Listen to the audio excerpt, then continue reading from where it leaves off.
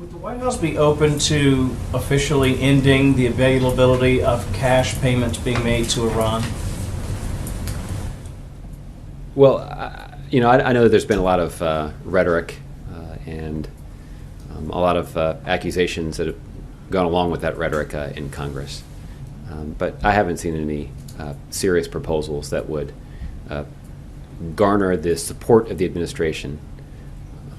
I also haven't seen any serious proposals that would actually enhance our national security. Well, let me just follow for just a second then. I guess because people would say, well, cash payments are tougher to trace. You've heard people make that suggestion. Cash could end up in the hands of terrorist groups in a way that perhaps wired money might not. Yeah, I have to admit, I've never really understood how people could say that. Yeah. It doesn't really make any sense to me.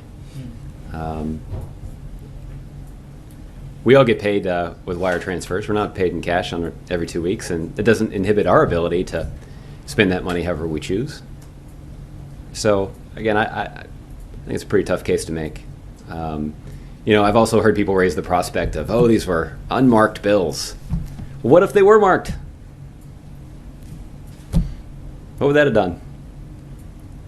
So this whole argument is a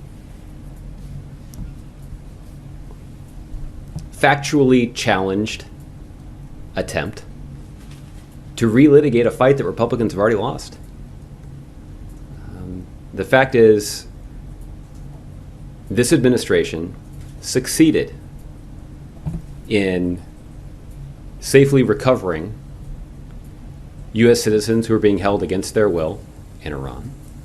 This administration succeeded in resolving a decades-long financial dispute with the Iranians in a way that potentially saved the American people billions of dollars.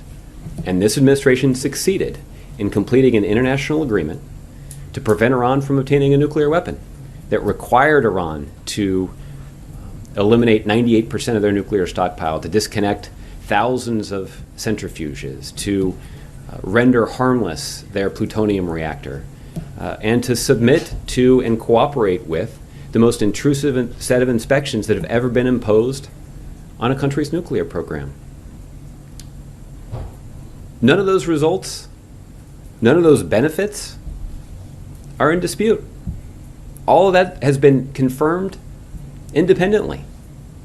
And no one argues that all of that benefits the American people and benefits our national security.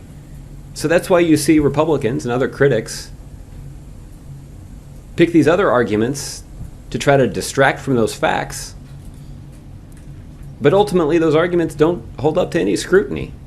Somehow it's easier to move cash around if the payments are made in cash as opposed to if there's a wire transfer. But there were. I'm no expert on that, but I actually think that's not true. Right. I think it'd be easier to transfer the money if you didn't have to cart it around on crates, but if you could just press a button on a computer. It seems easier that way. They were made both ways, though, right?